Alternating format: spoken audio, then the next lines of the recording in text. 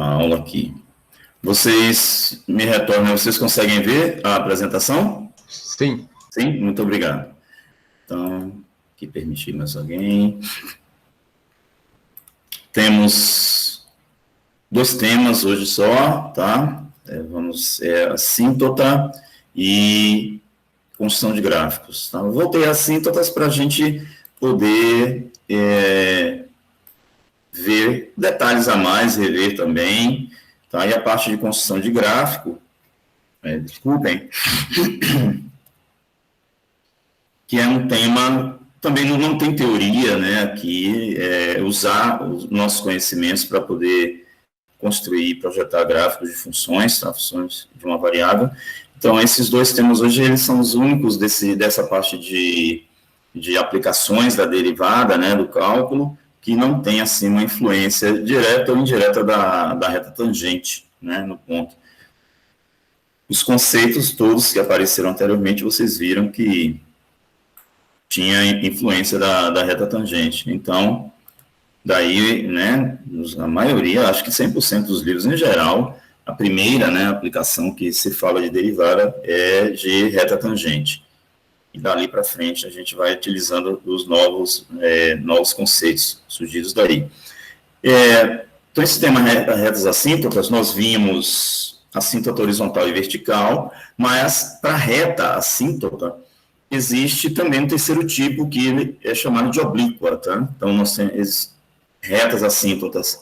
Por que fala retas, não? Porque existem curvas que não são retas, que têm comportamento de assíntotas também, de se aproximar, né, de gráficos, de funções, se aproximarem dessas curvas. No nosso cálculo 1, essas curvas, nós não temos interesse nessa abordagem geral assim, tá? O que a gente tem interesse aqui, nesse ponto, é de abordar, estudar apenas as retas assíntotas. Outras curvas que são assíntotas não estão nessa parte do nosso conteúdo, tá? Desculpem. Então, nós vimos atrás, quando a gente estudou o limite no infinito, o conceito de assíntota horizontal. Aqui um exemplo, né, de uma figura envolvendo uma assíntota horizontal. Y igual a B é uma assíntota horizontal. Porque uma reta horizontal, interpretada como função, é uma função constante. Tá? É uma lei de uma função constante. Tá? Então, Y igual a B representa a equação de uma reta horizontal. Então, veja que a distância entre o gráfico da função em azul e a reta horizontal, essa distância vai diminuindo à medida que x tende para mais infinito, ok? E aqui ao lado a gente tem uma figura mostrando uma reta, uma assíntota vertical, né? Esse x igual a, veja a diferença das equações, assíntota horizontal, y igual a b, assíntota vertical, x igual a a. Então, esse tipo de equação, geometricamente, né? Olha a minha palavra geometricamente, quer dizer pontos, né? Curvas, retas.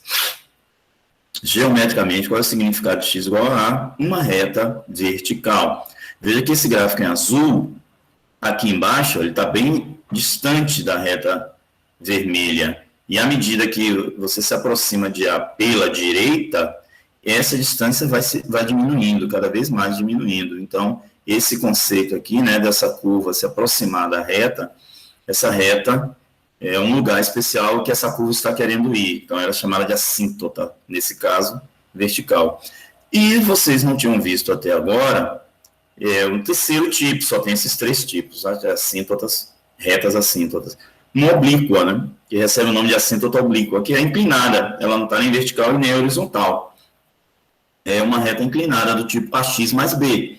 Então, a diferença da equação vai ser essa. Essa equação é um y igual a um número, essa equação é um x igual a um número, e essa daqui é y igual a x mais b. Tem que envolver as duas variáveis x e y, senão a reta não vai ter uma inclinação que não seja horizontal ou vertical, tá?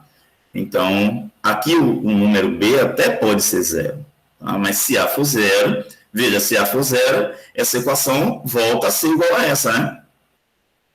Então, se A for zero, a gente não vai ter uma assíntota oblíqua, vai ter y igual a b, e y igual a b representa uma assíntota horizontal. Então, daí que para existir essa assíntota oblíqua, nesse tipo de equação, o coeficiente angular não pode ser zero. Tá? Essa figura aqui é uma figura genérica, eu coloquei oblíqua, mas é genérica para interpretar, né, a assíntota de modo geral, qual é a definição. Eu acho que alguém está precisando, sim, eu fiquei na dúvida. Então, essa definição que a gente tem aqui, veja, é um texto grande, não tem vírgula, não tem nada. É interessante, só tem um ponto final aqui.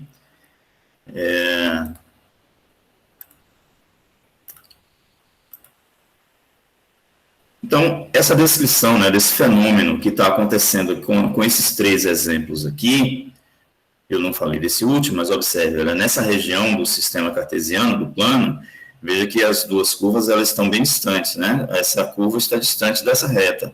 Mas à medida que x também aqui está indo para mais infinito, essa distância aqui entre a reta e a curva, ela vai diminuindo, vai tendendo para zero. Essa característica que tem nos três exemplos aqui embaixo, são resumidas nessa frase aqui. E aí, a figura ficou parecida com a oblíqua, mas serve para qualquer uma das três, tá?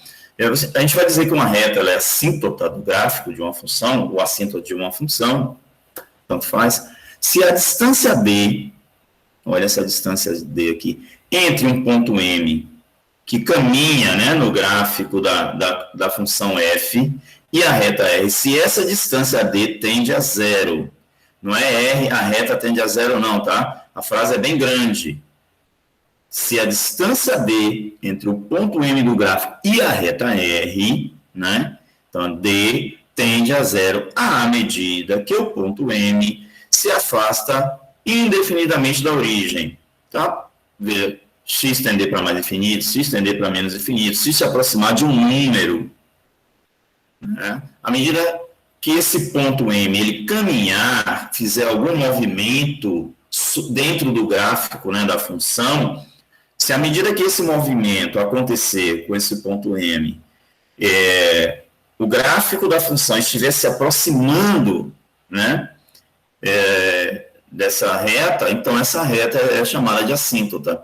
Esse tipo de descrição, nesse tipo de descrição, a reta assíntota horizontal se encaixa perfeitamente. É aquilo que eu falei a vocês, olha, veja que aqui a distância vai diminuindo à medida que x tende para mais infinito. Aqui não é para mais infinito, aqui é x se aproximando de um número fixo. Né? Mesmo assim, o que é que está acontecendo? Qual é o fenômeno que está acontecendo? Aqui a distância entre o gráfico azul e a reta estão diminuindo. Aqui também é x tendendo para mais infinito, mas a gente vai ver outras situações que é tendendo para menos infinito, que é tendendo para um número pela esquerda, tá? Mas observe que a distância entre a reta e a curva está diminuindo. Para algum movimento que você faça na curva ou no domínio da função, se você quiser considerar, ok? Esses três exemplos nós já tínhamos visto, vamos rever, veremos exemplos também, e mais explicitamente exemplos de assíntota oblíqua, tá? Eu acho, deixa eu ver se tem várias pessoas.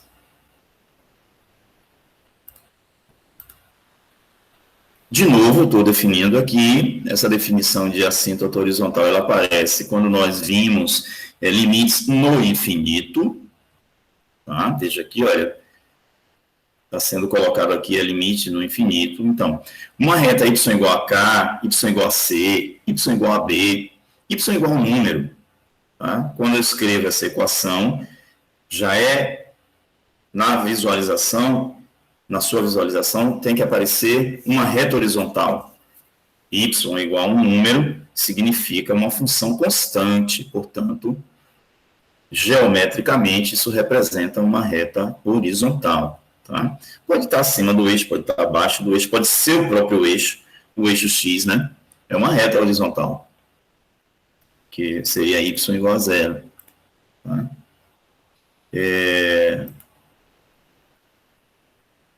Então, vai ser uma assíntota horizontal do gráfico ou da função, as duas maneiras de falar são aceitas, se uma das condições a seguir é satisfeita. Se você calcular esse limite no infinito, se estendendo para mais infinito, e der esse número k, significa que y igual a esse número k representa uma assíntota horizontal, é uma assíntota horizontal da função f, ou do gráfico de f, ok? Basta isso para saber se é uma assíntota horizontal, tá? Mas é interessante também você utilizar esse 2i, essa informação 2i, porque pode ser que você tenha uma assíntota horizontal, quando você faz esse cálculo, se estendendo para mais infinito, pode ser que você obtenha outra quando você faz o x tendendo para menos infinito. Pode aparecer o mesmo número aqui, como eu escrevi, mas pode ser que apareça outro número. Então, significa que você pode ter duas assíntotas horizontais. Tá? Então, quando você faz esse cálculo para descobrir assíntotas horizontais, é interessante você fazer os dois limites, verificar os dois limites, ok? Porque isso nos dá informação sobre a função e também sobre a assíntota horizontal. Outra coisa, outra observação sobre esse tópico, é que calcular limite no infinito de uma função quase sempre vem com o nome assim, verifique o comportamento da função no infinito. Verifique o comportamento no infinito. Tá? Então, esses nomes aparecem só para chamar a atenção. Um exemplo disso que eu acabei de falar para vocês, que vale a pena fazer os dois testes, né? As duas definições aqui, é esse exemplo, olha. Essa função ela é definida por duas sentenças, e o gráfico é esse aqui, olha. Veja, eu calculei o limite dessa primeira sentença aqui, x tendendo para mais infinito, deu o número 1. O que isso significa? Y igual a 1 é uma assíntota horizontal dessa função, do gráfico dessa função. Ok? Y igual a 1, está aqui a figura. Quando eu plotei, olha, o gráfico de e elevado a menos x mais 1, ele cai tentando encontrar aqui, né, a reta y igual a 1. A reta horizontal y igual a 1. Veja as distâncias, olha, entre eles dois. À medida que x vai para mais infinito, essa distância vai caindo, caindo. Aqui na figura está dizendo que encostou praticamente, mas não é verdade, tá? Porque é sempre limitado quando a gente faz gráficos assim, né? No visual a gente obter com certeza, né, todas as respostas. O gráfico não encosta a reta vermelha aqui, tá? Tá parecendo que encosta, mas não encosta. E quando eu calculei o limite da função x tendendo para menos infinito, aí vai ser essa outra expressão. Tá? Vai nos dar menos π sobre 2, esse cálculo. Tá? O que isso significa? Que a reta y igual a menos π sobre 2 é uma assíntota horizontal.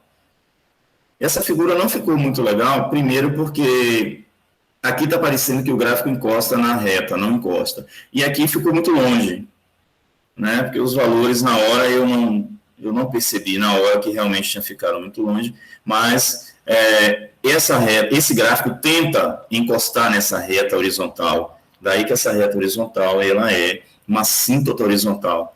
Então, veja, essa função aqui, ela tem duas assíntotas horizontais, tá? Então, uma delas apareceu quando a gente calculou o limite se estendendo para mais infinito, e a outra apareceu quando a gente fez o limite se estendendo para menos infinito. Tá? Então, essa tem duas. Poderia não ter nenhuma. Toda função tem assíntota horizontal? Não.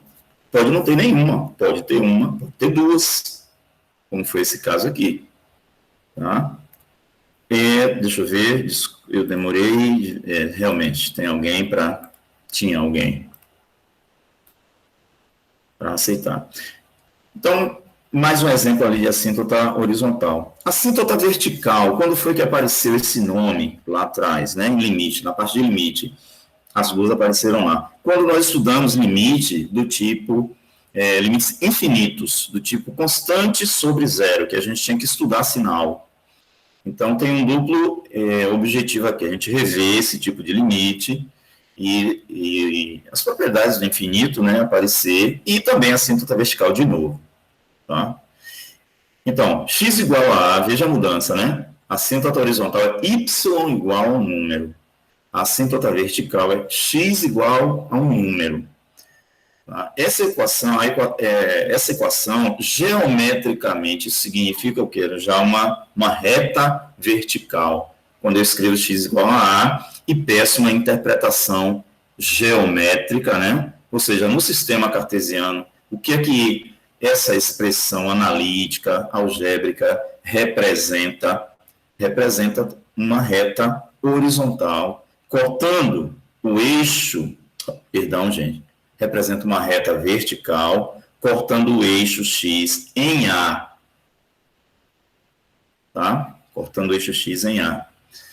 Então, do gráfico, da função, né? Qual é o teste, qual é a definição que é utilizada para esses limites laterais, né? Limites do tipo constante sobre zero.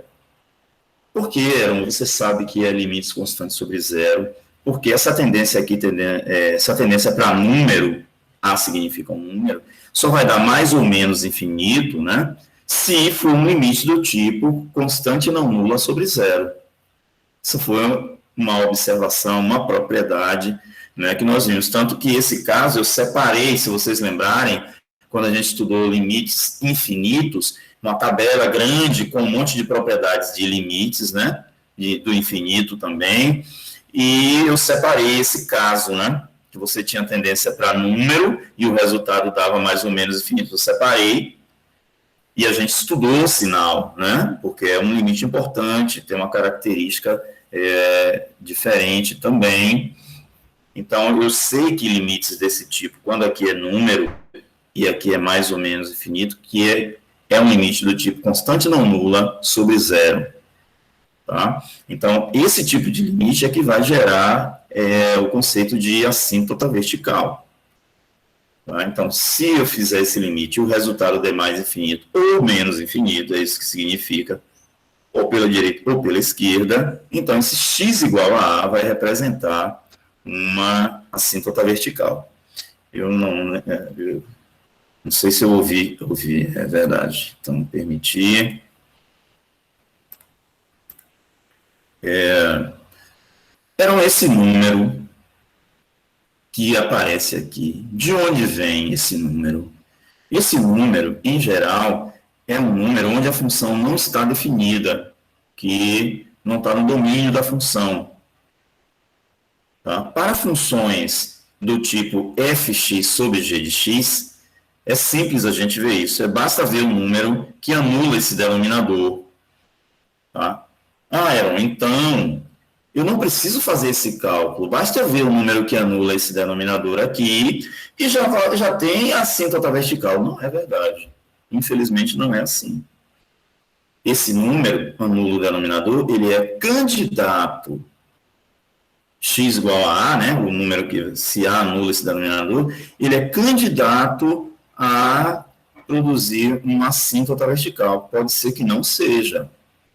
Tá? Do mesmo jeito, eu achei um ponto crítico, ele já é automaticamente máximo ou mínimo? Não, a gente tem que testar. Eu achei um ponto onde muda a concavidade, ele já é automaticamente um ponto de inflexão? Não, a gente tem que testar, não é assim. A mesma coisa aqui. Eu sei que o número anula o denominador de uma função desse tipo. Esse número, ele já nos dá automaticamente uma assíntota vertical? Não. Nós precisamos fazer o teste desses limites aqui com eles, os testes dos limites laterais. Lateral pela esquerda e pela direita, e ver o que acontece. Se der mais infinito em um desses testes, ou menos infinito, ok, vai confirmar que é assíntota.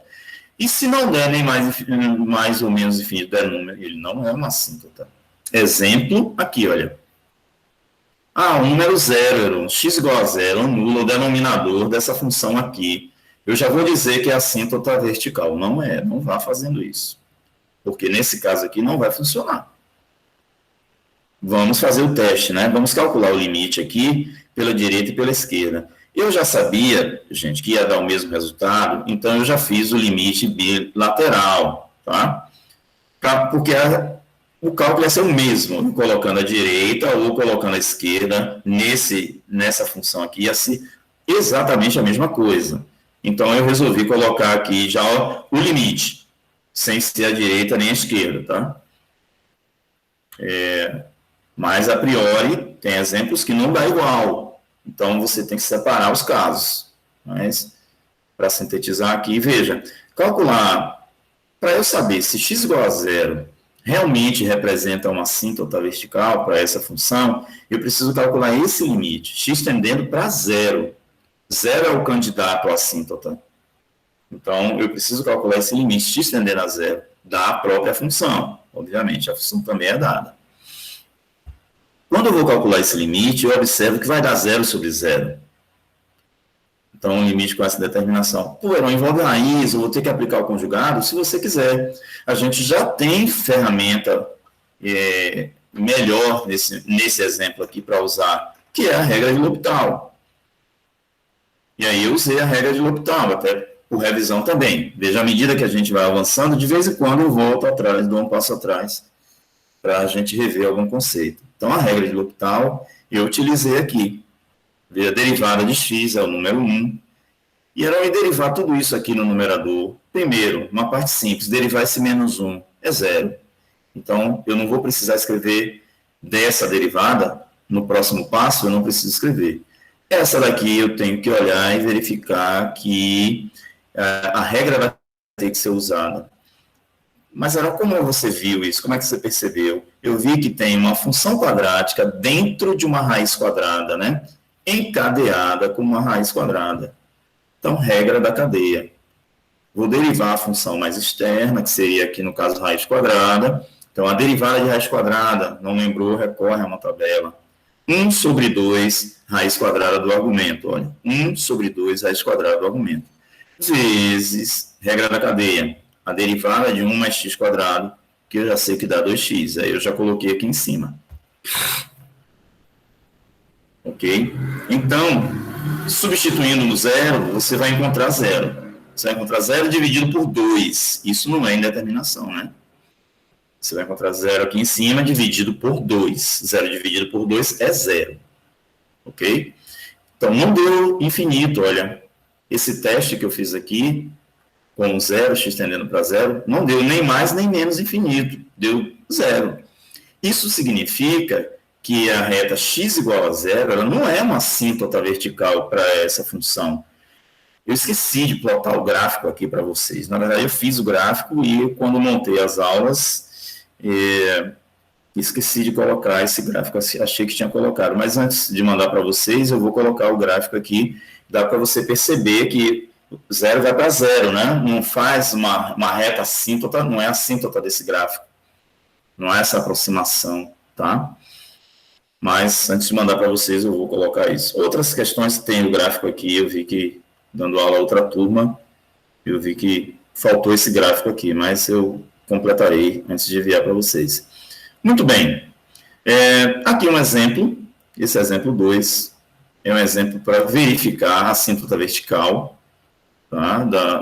Do gráfico de uma função sem ter o gráfico, para saber se existe essa assíntota e determinar também a equação dessa assíntota, se houver. Eu fiz as duas, tá? Tanto para a assíntota vertical quanto horizontal. Então, isso aqui é uma revisão.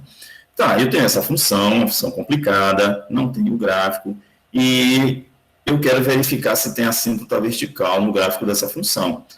Candidatos a isso, eu preciso de um candidato. Diferente da horizontal e da oblíqua, na assíntota vertical a gente precisa de um candidato, um número, né, como candidato a produzir um ou mais, a produzir assíntota. Nesse caso, veja que é o número 1. Por que é o número 1? Porque é o número que anula esse denominador. Então, ele é um candidato a produzir assíntota. Vamos ver. Como que eu vejo isso? Vamos fazer um teste. X tendendo para 1, pela direita, pela esquerda. Mesmo aqui, veja que aqui eu separei os dois, né? Porque eu não sabia o resultado que ia dar, eu botei a direita e a esquerda. No caso anterior, eu já sabia a resposta, aí eu fiz os dois ao mesmo tempo. Vamos fazer esse teste. Se esse limite der mais infinito, ou esse der mais ou menos infinito, né? Então, esse x igual a 1 vai confirmar que é uma assíntota vertical. Então, vamos lá, olha, substituindo essa fx pela expressão aqui, nós vamos ter limite do número 1, é o próprio número 1, isso é propriedade de limite de uma constante é a própria constante, e o limite vai aplicar aqui nessa parcela, tá? Aplicando nessa parcela, eu observo que é um limite do tipo constante sobre zero. Como é que eu resolvo um limite constante sobre zero? Eu tenho que estudar sinal dessa expressão. Tá? Um limite lateral do tipo constante sobre zero, só é possível ter duas respostas. Ou o resultado é mais infinito, ou o resultado é menos infinito. Pô, mas e aí, é 50-50, 50-50, eu vou chutar? Não precisa. Se você estudar o sinal dessa expressão aqui, você vai obter a resposta tanto desse lateral à esquerda quanto do lateral à direita. Eu vou estudar o sinal dessa expressão em torno do número 1. Porque é o número 1 que importa aqui, né, nesse limite. E é o número 1 que vai anular essa expressão aqui do denominador. Então, está tudo muito bem colado para você não errar. Tá? Tá, então, vamos estudar. Está aqui o quadro, né, um esquema, fazendo estudo, isso é uma revisão. Fazendo estudo desse limite, né? Eu estudei o número 1, o sinal é positivo, que é o sinal desse número, positivo. X menos 1 é uma reta, eu já falei isso milhares de vezes nessa etapa, como não é objetivo, tá, gente? Eu vou andar um pouco mais rápido, porque fazendo lento isso aqui, eu já fiz inúmeras vezes nas aulas anteriores. Então, x menos 1 vai ser uma reta, os sinais aqui, olha, mais e menos, tá? A gente não quer esses sinais em separado, nós queremos a divisão, né, dessa expressão por essa. Então, mais dividido por menos é menos, mais dividido por mais é mais. Muito bem. Esse estudo de sinal foi feito para quê? Porque a gente estuda sinal para várias coisas aqui, nessa matéria, né? Estudamos sinais para várias coisas. Neste momento, o contexto é estudar o sinal dessa expressão, de modo que essas respostas aqui nos dão respostas sobre o sinal dos infinitos que aparecem aqui à direita, à esquerda e à direita. Esse sinal aqui, que apareceu à esquerda do número 1, significa que a resposta desse limite à esquerda do número 1 é menos infinito. Esse sinal mais aqui significa que a resposta desse limite à direita do número 1 é mais infinito. E aí, propriedades de limites infinitos, né? Constante menos infinito, não importa a constante, é menos infinito. Constante mais infinito, não importa a constante, é mais infinito. Tá? Então... Professor, pois não. Foi uma que eu tô com problema de entender. Não é mesmo o limite ali, 1 sobre x menos 1? Por que os infinitos estão diferentes? Eu não entendi. Por causa desses sinais. Aí você tem que voltar à parte de limites no infinito. E você não ouviu a revisão que eu falei. Qual foi a revisão que eu falei? Limites do tipo constante sobre zero laterais só tem duas possibilidades. E isso está lá na parte de limites no infinito. Ou é mais infinito ou é menos infinito. E se for bilateral, ou é mais infinito, ou é menos infinito, ou não existe o bilateral. Por que o bilateral pode não existir? Aqui um caso, né? O bilateral aqui não vai existir. Né? Então, limites do tipo constante sobre zero só tem 3 resultados. Ou ele é mais infinito, ou ele é menos infinito, ou ele não existe. No caso dos laterais, só tem 2, né? No caso dos laterais, só tem 2 resultados. Ou ele é mais ou ele é menos infinito. Como é que eu sei se é o mais ou se é o menos? Olhando esses sinais. Né? Esse sinal aqui negativo à direita, então é menos infinito.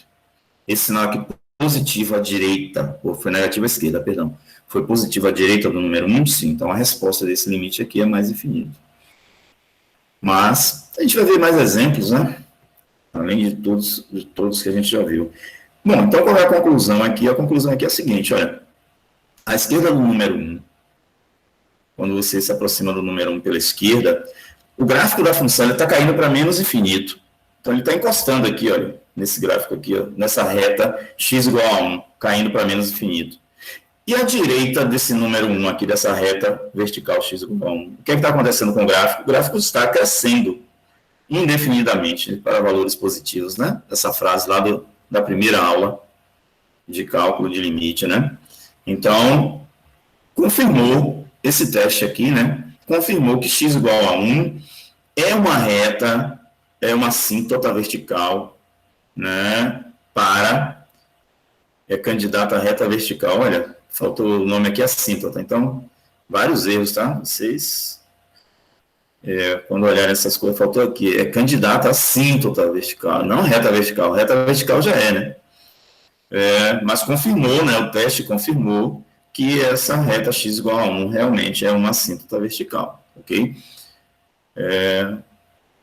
E aqui embaixo eu fiz para assíntota horizontal, verificando se essa função tem uma assíntota horizontal.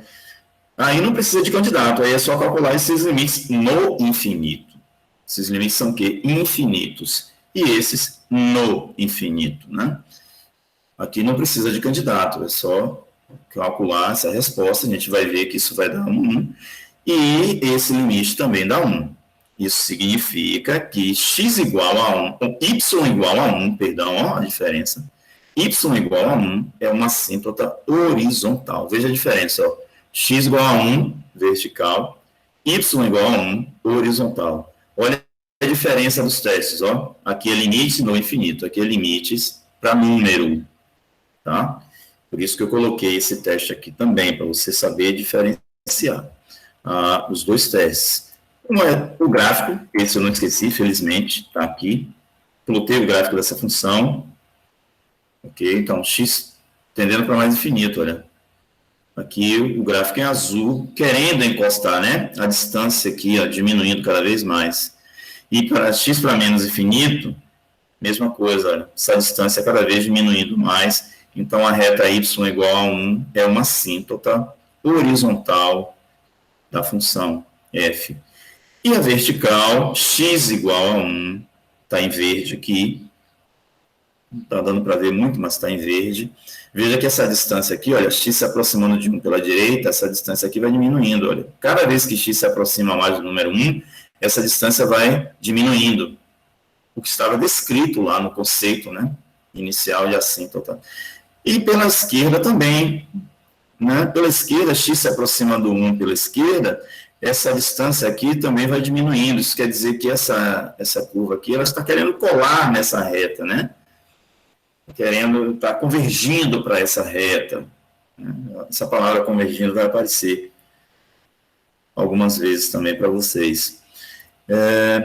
E assíntota oblíqua, o conceito de assíntota oblíqua é o mesmo, né? Essa distância vai diminuindo, está aqui, eu repeti o gráfico, essa reta aqui pontilhada vermelha significando a assíntota oblíqua, e aqui uma curva em azul, e essa distância entre os dois vai diminuindo. Tá? Então, a assíntota oblíqua, ela vai ter uma equação completa. Leia-se esse completa envolvendo x e y, né? Coeficiente aqui, eu usei a letra M, é comum usar a letra M nessa hora para coeficiente angular, e B linear. B pode ser 0, mas se M for 0, significa que não existe essa assíntota oblíqua. Tá? M não sendo 0, essa dedução aqui vai mostrar o seguinte, olha, para obter esse M, a gente precisa calcular esse limite. Ainda no infinito, olha, os dois limites aqui no infinito, com uma diferença, sendo que esse limite é um limite especial. É a lei da função dividido por x. Então, se esse limite aqui der um número, esse número m representa o coeficiente angular dessa assíntota oblíqua. E esse número m, não sendo 0, olha, ele é substituído aqui para produzir o coeficiente linear. Então, esse m que você encontrar aqui, ele não serve apenas para colocar na equação da assíntota, ele serve também para determinar o coeficiente linear B. A dedução está aqui, eu vou passar, tá? Eu vou assumir que isso, que a gente já viu isso, e nós vamos simplesmente usar essas leis aqui, tá? Se M for zero, você nem precisa do B. E outra observação, se M for zero, esse aqui desaparece, então esse B é exatamente o Y igual a B, que é uma assíntota, é o teste de assíntota horizontal. Tá? Então, se M for zero, não tem assíntota vertical, né? Você cai de volta aqui no teste para assíntota horizontal. Vamos ver isso com números. Aqui, essa função é complicadíssima, uma função bastante complicada. E eu quero, nesse exemplo, eu resolvi fazer os três. Vamos ver os três, então. Se existe assíntota horizontal, se existe uma assíntota vertical, e se tem também uma assíntota oblíqua. E uma vez que tem, determine as equações, né? Dessas assíntotas que existirem. Escreva as equações, sem ter o gráfico da função. Então, de novo, mais uma vez, assíntota horizontal, limite no infinito. Os dois, né? Faz os dois aqui. Quando você calcular esse limite no infinito para essa lei, você vai ver que vai dar indeterminação, infinito sobre infinito. Esse tipo de limite, a gente tem forma de resolver rapidamente lá, né? Da parte do limite, limites infinitos. Já que são polinômios, olha, você pode usar apenas os termos de maior grau. Foi o que eu fiz. Tá? E depois dividir o x por x quadrado por x, né? Ficou apenas x. Ou você pode usar a regra de L'Hopital, que vai dar 4x sobre 7. O resultado vai dar o mesmo. Quer você utilize a regra de L'Hopital, quer você utilize, nesse caso, né? Existe uma forma fácil também de fazer, que é usando as potências de maior grau. Muito bem, então nós obteremos menos infinito, e aqui nós vamos obter mais infinito. Isso significa que essa função não possui assíntotas horizontais. Quando x for para menos infinito, esse resultado está dizendo que o gráfico cai para menos infinito. Quando x for para mais infinito, esse resultado está dizendo que o gráfico cresce para mais infinito. Tá? Não tem assíntota horizontal. Vou fazer também um teste da vertical. E aí, para calcular a assíntota vertical, é bem diferente da horizontal, não é tão simples. Eu preciso de um candidato, de um número que sirva como candidato à assíntota, para eu poder calcular esses limites. Onde é que eu observo esses números? Na lei original, né, da função, na lei da função que foi dada. E dentro dessa lei, nesse caso aqui, observe, olha, que é uma função racional, basta ver os pontos onde o denominador se anula. Nesse caso, menos 4 sétimos. Né? Eu escrevo 7x mais 4 em algum lugar e descubro menos 4 sétimos. E aí eu tenho o candidato, que eu vou usar aqui na tendência, né? Aqui embaixo, na tendência em x. Esse menos 4 sétimos, eu vou calcular dois limites, lateral à direita e lateral à esquerda. Limite da função original. Tá? Dessa lei aqui. Muito bem, eu tenho, nesse momento, o teste para a assíntota vertical, se você fez os cálculos corretamente, vai dar um limite do tipo constante não nula sobre zero. Tá? Se você fez tudo sem erros, vai ter que dar um limite do tipo constante não nula sobre zero. E aí, veja, essa constante não nula, nesse exemplo aqui, dá menos 115,49. Como é que eu obtenho essa constante? Substituindo, olha, menos 4 sétimos aqui. Vai dar esse número, menos 115 sobre 49. E se eu substituir menos 4 sétimos aqui no denominador, dá zero. Então, por isso que o limite a gente classifica assim, né? Constante não nula sobre zero. Porque na hora de estudar o sinal, você só precisa dessa constante. Né? Não precisa dessa lei complicada. Mas e a do denominador? A do denominador você precisa. De onde é que saiu esse procedimento? Do teorema da conservação do sinal e das propriedades de limites infinitos que nós vimos lá atrás. Isso aqui é revisão, né? Então, olha, eu fico reafirmando, olha, estudo do sinal desse número sobre essa expressão. O sinal desse número é menos, é negativo, tá? E essa expressão, de novo, uma função afim, né? Uma reta inclinada para a direita, gráfico acima, sinal positivo, gráfico abaixo, sinal negativo. E a divisão dos sinais vai me dar mais e menos. Nesse contexto, o que é que significa essas respostas que eu obtive aqui, mais e menos? São as respostas dos infinitos que respondem esses dois limites aqui. Deu mais à esquerda? Sim. Então, lateral à esquerda, mais infinito. Deu menos à direita? Sim. Então, o lateral à direita é menos infinito. Isso significa o quê? Que a reta x menos 4/7 é uma assíntota vertical da função. E mais ainda, quando a gente calcula esses resultados aqui, olha, além de a gente ter assíntota vertical, a gente sabe que a forma do gráfico, a forma que o gráfico da função, ela assume a direita e a esquerda do número 4/7. Esse número menos 4/7, né? Ele vai cortar o eixo horizontal aqui, menos 4/7, e essa resposta aqui, olha, pela direita de menos 4/7, menos infinito. Significa que o gráfico da função vai cair aqui, olha, indefinidamente para menos infinito. E essa resposta aqui, à esquerda de menos 4/7 ser mais infinito, significa que o gráfico da função, à esquerda desse número menos 4/7, vai crescer para mais infinito. Então, é mais do que apenas, quando a gente calcula esses limites, nós temos outras informações, além de apenas as assíntotas, ok? Esses resultados envolvendo limite, são resultados do comportamento do gráfico. Lembrem-se, eu falei desde a primeira aula, as primeiras frases minhas foi: limite significa a gente estudar o comportamento da função, né, ou do gráfico da função. Pois não. Eu ainda não entendi como você chegou no menos 4/7. Menos 4/7, eu fiquei meio confuso ainda. Um número que anula esse denominador.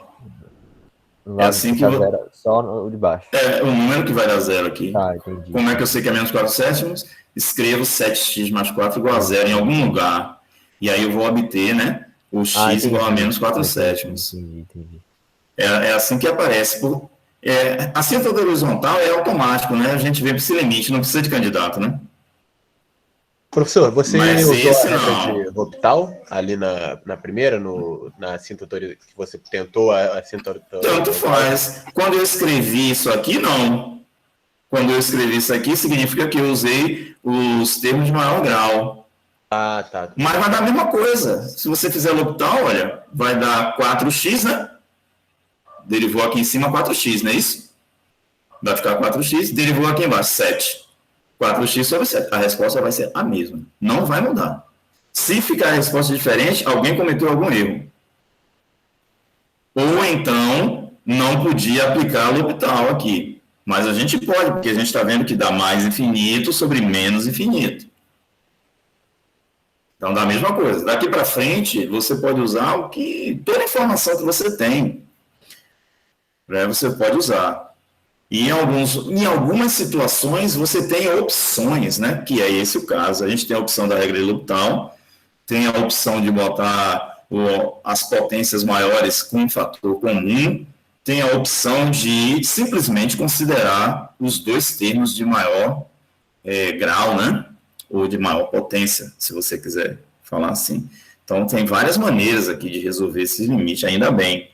Já esse só tem essa forma, né? Que é estudo do sinal. Então, algumas situações a gente tem várias formas de abordar, outras a gente só conhece uma. Mas é uma escolha ali, foi uma escolha que eu fiz. Entendi, professor, muito obrigado. Disponha sempre. Boas perguntas de vocês, que aí eu vou lembrar de detalhes também, né? Que eu posso ter esquecido de chamar a atenção. Então, quando vocês perguntam, vocês me ajudam. Eu lembro de mais coisas que posso falar. Bom, então, olha, o gráfico dessa função já está aqui, mas esqueça que você está vendo ele. Vamos ver a assíntota oblíqua. Vamos ver se existe assíntota oblíqua e, existindo, vamos determinar essa equação. Então, olha, a equação de uma assíntota oblíqua, ela é completa. Você parte dela assim, completa. Mesmo sabendo que o B pode dar zero, mas você tem que partir dessa lei completa aqui de uma reta, tá? De equação de uma reta. Onde a gente precisa determinar M e B. M foi dado lá na dedução, que é o limite calculado no infinito. Voltamos a calcular limite no infinito. Da F, não, é da F dividido por X. Esse X aparece aqui da dedução, que é feita lá atrás. Peço até que vocês leiam. Tá? Então, eu posso colocar esse mais ou menos infinito? Pode, mas não deve. Eu coloquei, gente, para poupar espaço, e como eu já sabia que o resultado ia ser o mesmo. Tá? Então, como eu estou apresentando uma aula para várias pessoas, eu já coloquei aqui para poupar tempo e espaço na minha apresentação. Mas é ideal você fazer um de cada vez. Né? Mas eu estou mostrando aqui a você, como eu já sabia a resposta, eu coloquei logo os dois, porque vai ser exatamente os mesmos passos que eu terei aqui, ó, para mais e para menos infinito. Então, não valeu a pena eu ficar gastando duas linhas com o mesmo cálculo, certo?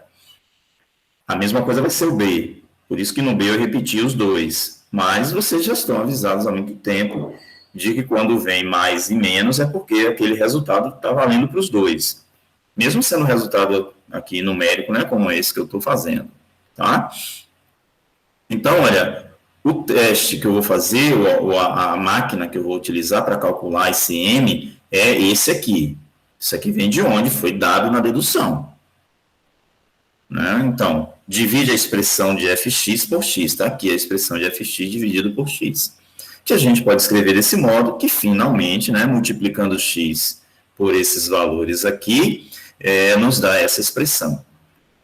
Tanto faz, olha, ser mais infinito ou menos infinito, essa expressão aqui vai dar indeterminação, infinito sobre infinito.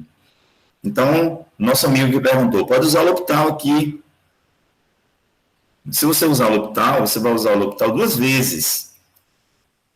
Qual foi a minha escolha que eu fiz aqui para chegar nesse resultado? Eu, mentalmente, olha, eu usei apenas os dois termos de maior grau.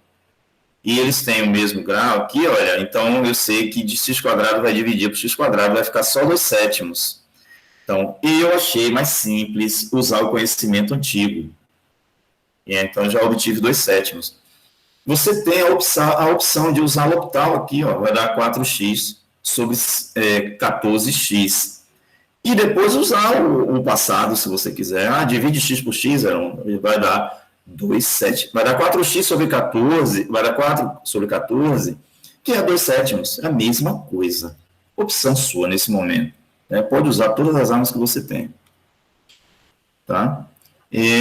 Então, M, esse valor do M, olha, que aqui veja que é igual, M é igual a 2/7. E beleza, eu já sei que vai existir, então, uma assíntota oblíqua. Acabou o M? Não, esse M vai ser usado para determinar B, que é o coeficiente B, ó, que dá assíntota oblíqua. Está aqui ele, olha, ele aparece nesse lugar aqui, multiplicando por x. Então, achei esse valor, utilizo esse valor e a própria função, né, que é dada lá no início, está lá atrás, na outra página, e vou calcular de novo o limite no infinito. E, de novo, eu repito, eu coloquei mais ou menos aqui, porque vocês vão ver na trajetória aqui da resolução que a resposta é a mesma, independente de ser mais e menos. Ok? Então, substitui a fx e o menos, substitui o m aqui, né? Esse menos e esse x são da regra aqui que foi dada. Finalmente, eu cheguei nesse cálculo aqui, tá? Veja, de novo, é infinito sobre infinito. Opção, pode usar L'Hopital, infinito sobre infinito. Minha opção é que são dois polinômios no infinito, termo de maior grau. O grau é igual, ó, então significa que vai sobrar menos 8/49. Tá? Sendo assim, nós temos os dois coeficientes, e aí a gente pode escrever essa equação para a assíntota oblíqua. Eu plotei aqui no gráfico, o gráfico da função, né, esse aqui, azul, mas com o sinal o traço mais forte, né? Tá aqui, olha, menos 4/7, nós sabíamos já que era assíntota vertical. Tá? Aqui é assíntota vertical. E a gente já sabia, olha, que à esquerda desse menos 4/7, o gráfico ia para mais infinito. E a gente sabia que à direita o gráfico ia para menos infinito. A gente já sabia isso aqui do estudo de limite. A gente já sabia também que quando x tende para menos infinito, o gráfico cai para menos infinito. E que quando x vai para mais infinito, o gráfico cresce para mais infinito. Tá? A gente não sabia é que havia essa baliza aqui, olha, entre esses dois gráficos, que é esta assíntota oblíqua, né? Ela é inclinada, não é nem vertical nem horizontal, ela é oblíqua. Observe, olha, o gráfico aqui tendendo para ela, né? Continua caindo para menos infinito. A assíntota também. É uma reta, né? Então tem gráfico. A assíntota também cai para menos infinito aqui. E quando o x vai para mais infinito, ela vai para mais infinito também, e a curva vai também, né? E ela ali em cima da curva, né? A curva querendo chegar nela, as duas indo para infinito, cada vez se aproximando mais. Né? Então, a gente pode usar, né, essa palavra aqui, né, essa reta servindo como baliza aí desse gráfico. Tá? Então, Professor, pois não. então para ter assíntota oblíqua, o importante é ter um M, que é diferente de zero, e um B, que pode ser qualquer valor que não seja mais ou menos infinito, né? B inclusive pode ser zero até, também. Se o M for zero, o que é que significa coeficiente angular zero? Quando isso aqui desaparece, a reta fica o quê? É que se for zero vai ser horizontal, né? Exatamente, perfeito, exatamente. Então, se o M é zero, na verdade significa que a gente não tem assíntota oblíqua, né? Vai ter uma horizontal. Obviamente, aí é o que você falou, se o B for número. Porque o B pode ser mais ou menos infinito, né? Não aqui, mas se ele está sendo calculado sozinho, né? Como assíntota, no teste da assíntota horizontal. Então, é isso aí. Esse M deu zero, você já sabe, pô, não tem assíntota oblíqua, né, no caso. A gente vai ver mais exemplos, tá? Eu coloquei um só aqui, mas a gente tem mais exemplos, porque eles aparecem dentro dessa seção que é de construção de gráfico. Tá? Então, tem teoria nessa? Não. O que nós vamos usar nessa sessão é o conhecimento, serve como revisão, conhecimento de limite, conhecimento de derivada primeira, né, e dos termos que aparecem relacionados ao estudo da derivada primeira, crescimento, decrescimento, máximos, mínimos, né, locais, derivada segunda, conhecimento sobre os termos que aparecem na derivada segunda, concavidade, pontos de inflexão, comportamento no infinito, é isso que a gente estava fazendo agora, calcular limites no infinito da função, e assíntotas, que a gente acabou de ver agora também. E esses três primeiros termos aqui, olha, todos eles não são do cálculo, eles são anteriores ao cálculo, essas informações aqui. Tá? Mas que vale a pena a gente ver ou rever, né? Vale a pena a gente prestar um pouco de atenção também a essas propriedades, serve como revisão. Então, isso aqui é uma sugestão, tá, gente? Você pode sugerir, por isso que eu escrevi um roteiro. Cada livro que você pegar vai ter a maioria desses pontos, mas pode aparecer outra coisa lá, encontre a interseção da reta tal com o gráfico. Utilize, a boa parte não traz isso aqui, olha, ver se a função é periódica ou paridade.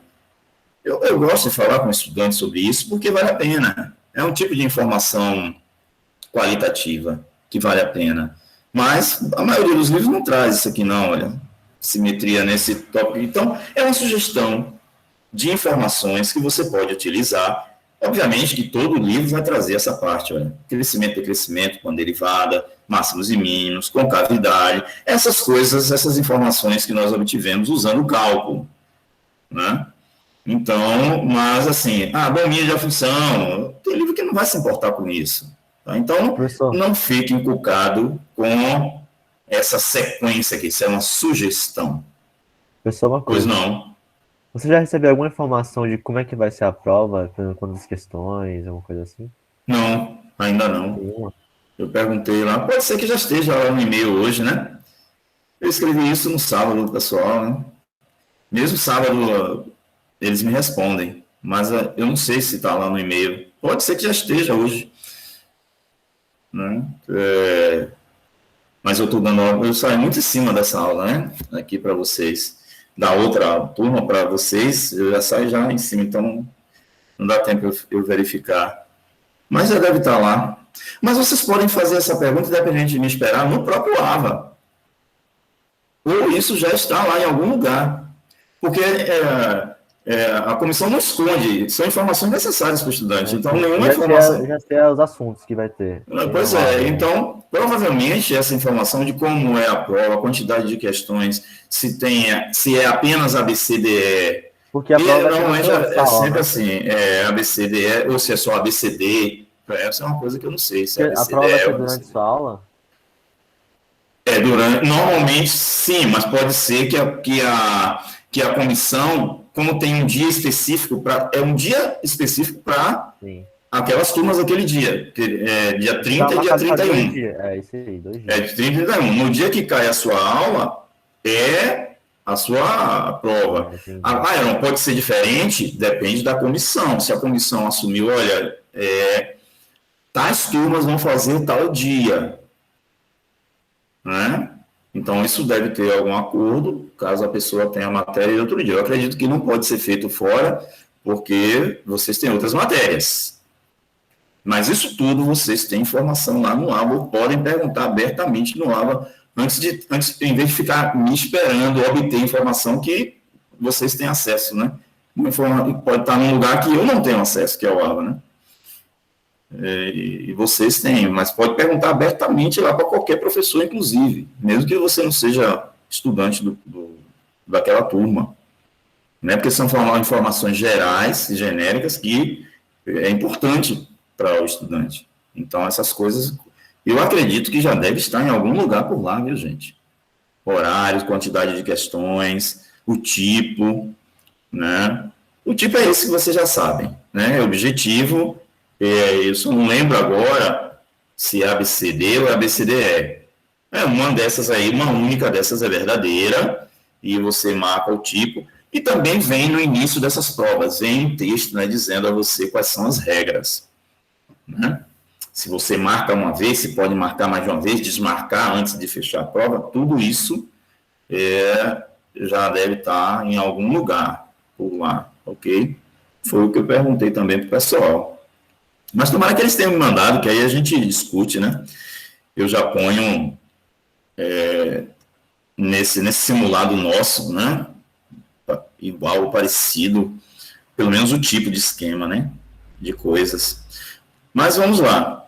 Vamos ver aqui o que é que nós temos. Olha, domínio da função é uma informação importante. Periodicidade e paridade não vem muito, mas eu acho que vale a pena vocês prestarem atenção. Ajuda a construir o gráfico? Não ajuda. Mas ajuda você saber, já que vocês vão fazer um tipo de prova desse, o gráfico que pode não ser daquela função. Se a função não tem simetria, ela não é par, ela não tem simetria em relação a y, ou se ela não for ímpar, não tem simetria em relação à origem, e você olha um gráfico e vê essa simetria, então você, esse gráfico aqui já não era essa função, já não se preocupa com ele. Serve de item, né, para facilitar a exclusão, né, de determinadas questões, né? Você diminuir o seu aparato, tem 5 itens, esses 2 aqui, paridade já não bate, já está fora, já vou para 3, já melhorou a sua velocidade, né? Então, vale a pena, para mim, vale a pena falar disso aqui. Função par, função ímpar, periódica, se ela é periódica ou não. Periódica, você sabe que essas funções elementares, a única que é dada na sua forma periódica são as trigonométricas, né? É óbvio que existem funções não trigonométricas que são periódicas, mas elas não estão aparecendo aqui para a gente, no estudo, tá certo? Interseção do gráfico com os eixos, a gente vai ver se são importantes. E aí vem intervalo de crescimento e decrescimento, máximos e mínimos, é a derivada primeira, então é revisão. Informações sobre concavidade e pontos de inflexão, também, isso é revisão. Inclusive nós vimos isso, aula passada. Comportamento infinito é o que a gente acabou de ver, e assíntotas também. Ver se o gráfico vai para mais infinito, menos infinito, sobe, desce, e assíntotas, ok? Esses elementos aí são bastante informações que nos ajudam a construir relativamente bem o gráfico de uma função. Tá? É um esboço. É exato isso? Não, não é exato. Mas ajuda você a olhar o gráfico e ver e tirar informações analíticas, tirar informações algébricas dali, tirar informações qualitativas dali. E o contrário também, traduzir do modo geométrico informações que estão na forma analítica, quantitativa, que estão na forma algébrica. Por que isso é importante? Porque a nossa civilização atual, isso não começou agora, isso já tem séculos, é a civilização que mede e tira informações através dos ícones, né, através dos signos, dos símbolos, né, das figuras, da geometria, né, porque uma figura é algo geométrico. Então, a tradução de informações na forma geométrica é algo da nossa civilização, né? Há séculos que já se faz isso, né? Então, é um tópico importante a gente saber, entender, ou pelo menos alguma vez na vida encontrar esse tipo de raciocínio, ok? É uma oportunidade que nós temos aqui com o cálculo, fazendo esse link, né? Fazendo esse movimento. Então, vamos lá. Eu não tenho o gráfico dessa função, mais um item. Você pode dizer assim, mas Heron, existem um monte aí de aplicativos que faz isso, é verdade. Use. Aprenda, aplicativos que faz cálculo numérico, que faz gráfico, que resolve equações, use e aprenda sim, vale a pena. Não, o objetivo aqui é outro, não é você ficar só nesse mecanicismo, é você aprender que é algo orgânico, é algo que não está em você quando a máquina faz por você, está na pessoa que programou a máquina. Né? Ela tem conhecimento da zorra ali, de tudo, né? De matemática, de computação, de física, de química. Ela fez aquilo ali, produziu aquilo ali, que tornou fácil a sua vida. Mas a partir do momento em que você se nega a ter alguma experiência de aprendizagem, que a gente diz que é uma experiência orgânica, que é quando você tem contato, né, com as informações e as maneiras, né, esse movimento de ir e vir, olhar uma tabela, montar uma tabela, um exercício de memória, né, ou de escrita, ou de observar, escrever, entender informações, associar informações. E quando você se nega a isso, você não desenvolve o mínimo necessário que te dê contato orgânico, né, a gente usa essa palavra muito, com o conhecimento. Né, você vai produzir aquilo ali, mas mais tarde pode ser que isso se torne, o que eu tenho em mim, que eu estudei antes, já me deu esse conhecimento, né? Só que é imperceptível, você não percebe que certas coisas foram geradas em você por conta daquela trilha que você caminhou, né? É algo que se dá bastante implicitamente, né, no sujeito que aprende. Então, a gente não fica tanto tempo assim também, tudo quanto é gráfico na vida, eu vou ter que fazer essa análise. Não, gente, obviamente que não. Mas uma vez na vida, você, olhando isso aqui, sabe que existem informações que você pode tirar daquilo ali, e você só saberia que aquelas informações estão ali se um dia você tivesse lido isso. Tem pessoas que conseguem, né, esse avanço assim extraordinário, sozinhas, né, são autônomas o suficiente e conseguem ver distante. Mas são as exceções, né? A educação ela é feita para trabalhar sobre uma norma. A gente mira no ideal, mas trabalha sobre a norma. As exceções são exceções. Então, vamos lá. Eu vou seguir um pouquinho aquele roteiro ali, mas pode ser que quando vocês estejam lendo, esses números aqui não estejam exatamente de acordo com aquele roteiro que eu fiz, tá? Mas as informações que são importantes aqui a gente saber do que se trata. Quando eu escrevo dom de f, significa domínio de f.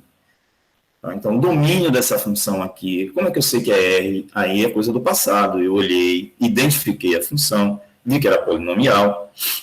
Tá? Então, o domínio da função polinomial é R.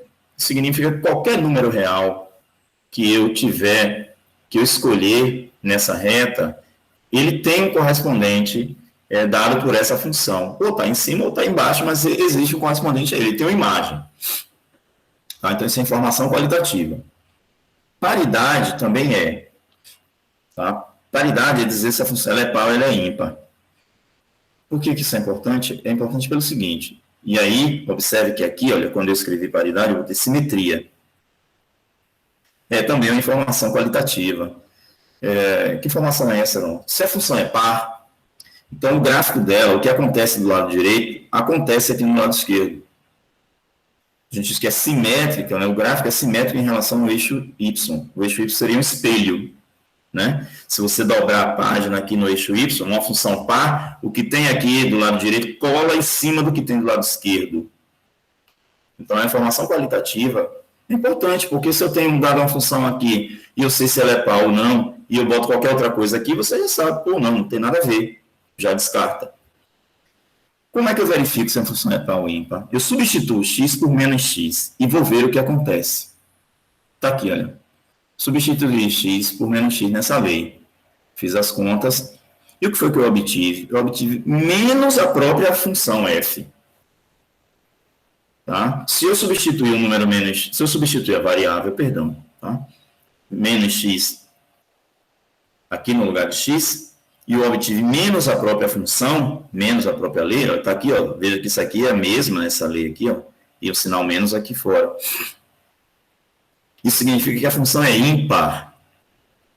Geometricamente, como é que eu traduzo essa informação analítica geometricamente? Significa que o gráfico dessa função, o que aparecer no primeiro quadrante vai aparecer no terceiro. Tá? Isso me deu informação construtiva, quantitativa? Não. Mas lá na frente pode fazer diferença. Se eu estivesse numa avaliação que eu já tivesse os gráficos prontos aqui, isso já ia me ajudar a tirar alguns gráficos que não têm essa característica, tá? Então, paridade é uma informação que vale a pena. Se eu substituir menos x e aparecer a própria função sem o menos, a função é par. Se eu substituir o menos x e apareceu menos a f de x, que é o que aconteceu aqui, a função é ímpar. Então, deixa essa informação aí, né? Não custa nada, rapidinho a gente fez, então deixa ela aí, porque ela pode nos ajudar, certo? Terceira informação que é importante, aí vem quantitativa, né? A interseção do gráfico da função com o eixo x, e depois com o eixo y. Como é que eu obtenho essa informação, interseção do gráfico com o eixo x? Faça a lei fx igual a zero, nessa lei aqui, ó. Substitui fx por zero e obtém as abscissas. Quando você fez isso, você disse, olha, a imagem é zero. Quais são as abscissas, né? Eu encontrei 3 abscissas aqui, ó, para a imagem zero. 0 e mais ou menos raiz de 5/3, tá? Então, eu tenho em coordenadas, que é o que me interessa para poder plotar no plano cartesiano, no sistema cartesiano, tá? Esses pontos. Eu não posso plotar um ponto apenas com uma entrada, eles têm que ter 2 entradas para eu poder plotar aqui. Então, eu estou dizendo aqui, olha, que a ordenada é 0, quais são as abscissas? Eu encontrei aqui as abscissas, 3 abscissas, e as suas ordenadas 0. Então, cheguei aqui no sistema e plotei esses 3 pontos. São todos eles no eixo x, que é a interseção com o eixo x. Observe, faz sentido. Né? É a interseção do gráfico com o eixo x. Então, eu sei que o gráfico dessa função, que eu não conheço ainda, eu sei que ele vai cortar esse eixo nesses pontos pretinhos que estão ali. E a interseção com o eixo y, para um ponto estar no eixo y, ele precisa ter a abscissa 0, é por isso que você começa esse cálculo aqui com x igual a 0. Aqui era 2 pontos, tá? Não era pontinho, era 2 pontos. Substitua x igual a 0 na lei, foi o que eu fiz aqui, eu obtive 0. Então, obtive o ponto 0, 0, que a gente já tinha. Infelizmente, não nos deu mais informações, né? Essa informação aqui, esse 4º ponto, a gente já tinha ele. Então, não adiantou muito esse cálculo meu aqui, mas nos deu essa informação, que os 2 pontos aqui são o mesmo. Vamos seguir em frente. Finalmente, vamos usar cálculo agora, porque aquela página ali que eu falei com vocês só tem informações que são dadas no ensino médio. Tá? A novidade começa agora, que é a nossa revisão aqui de cálculo. Vamos ver crescimento, decrescimento, máximos e mínimos relativos. Então, estuda o sinal da derivada primeira. Está aqui a derivada primeira. Coloquei fator comum aqui, porque eu preciso estudar o sinal dessa derivada. Tá? Desculpem. Então, menos 15x², vou estudar o sinal. x² menos 1, vou estudar o sinal também. Menos 15x² vai se anular em zero. E o sinal vai ficar todo negativo. Por que o sinal ficou todo negativo? Parábola aqui, ó, voltada para baixo. Vai tocar no zero e vai ficar toda voltada para baixo. Então, o sinal é todo negativo e se anula em zero. x² menos 1, esses sinais aqui apareceram aqui, parábola, o gráfico, ó, cortando em menos 1 e 1. Então, já fiz isso milhares de vezes, a gente vai andar mais rápido agora, tá? Nesse cenário aqui, porque eu já falei nem sei quantas vezes. Essa coisa de estudo de sinal. Então, está aqui os sinais x² menos 1. Não me interessa em separado, vamos multiplicar esses sinais e, finalmente, eu tenho essa linha que me dá os sinais da derivada primeira. E também, por tabela, me deu os números que anulam essa derivada, o número menos 1, 0 e 1. Tá? Esse estudo nos deu tudo isso. Muito bem. Esses sinais da derivada primeira indicam que crescimento e decrescimento da função. Veja, essas coisas estão escritas para f. E esses sinais estão escritos para a derivada f'. Então, sinal da derivada, característica da função. A função vai ser decrescente, de menos infinito até menos 1. Entre menos 1 e 0, a função é crescente. Entre 0 e 1, a função continua crescente. E de 1 a mais infinito, a função decresce. Essa é uma informação qualitativa do gráfico. Não me ajuda muito a plotar o gráfico, não.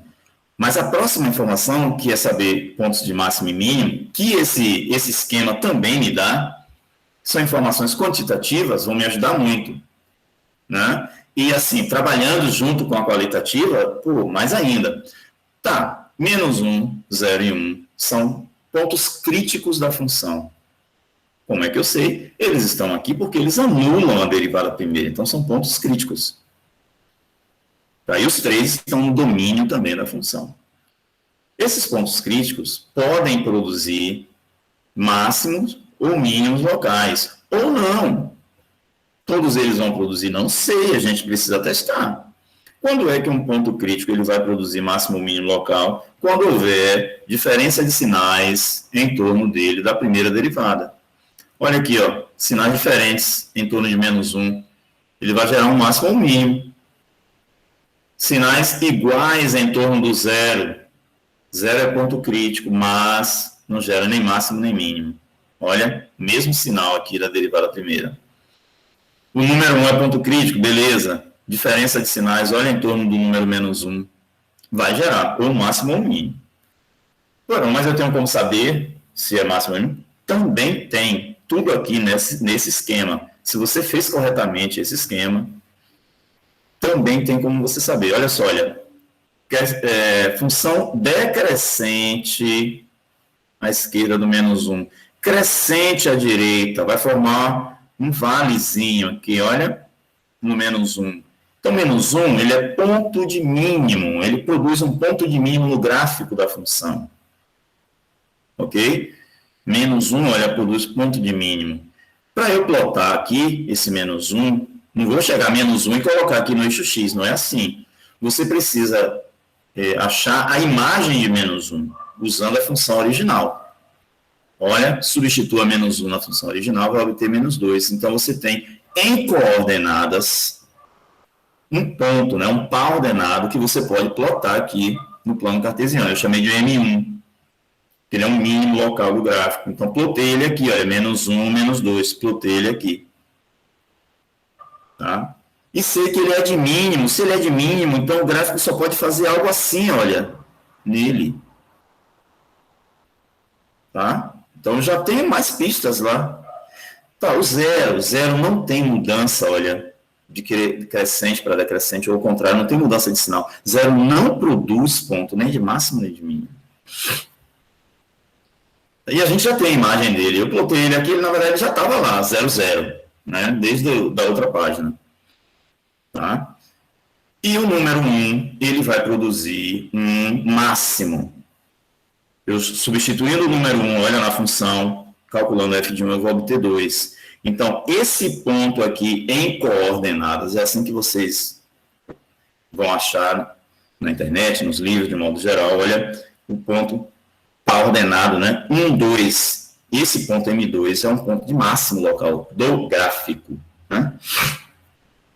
Descobrindo a função. Então, plotei aqui, ó, o número 1, o número 2, encontrei aqui, olha, está aqui o ponto. Foi dito que é de máximo, então eu já coloco aqui um picozinho aqui, olha, em torno dele aqui. Está muito grande aqui, eu não queria que fosse assim. Olha, um ponto de máximo, assim, né?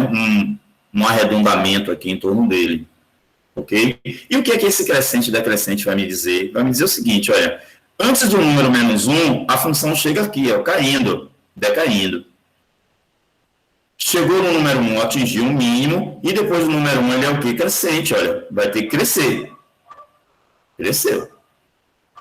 Tá, e no 0, não sei o que acontece aqui no meio, tá? No meio aqui eu não sei. Mas eu sei o seguinte, olha, quando chega no 0, a função chega crescendo. Então ela vai chegar assim, vai entrar aqui nesse ponto 0, 0, assim, olha, crescendo. Tá? Ela não vem de cima, ela vai ter que vir de baixo para vir crescendo. Certo? Sai do número 0, sai desse ponto 0, 0, sai do ponto 0, 0, né? Crescendo também, continua crescendo.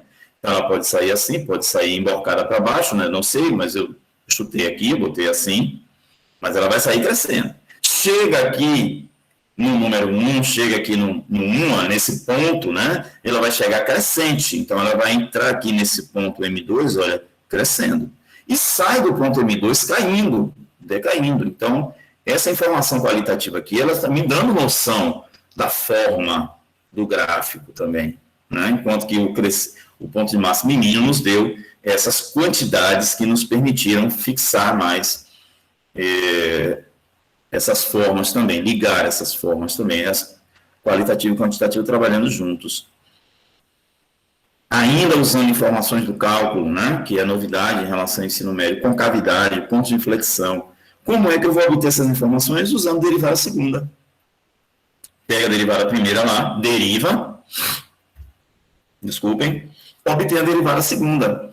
E o que é que eu faço com essa derivada segunda? Estudo do sinal também. Veja que a gente já estudou o sinal aqui hoje por 3 objetivos diferentes, tá?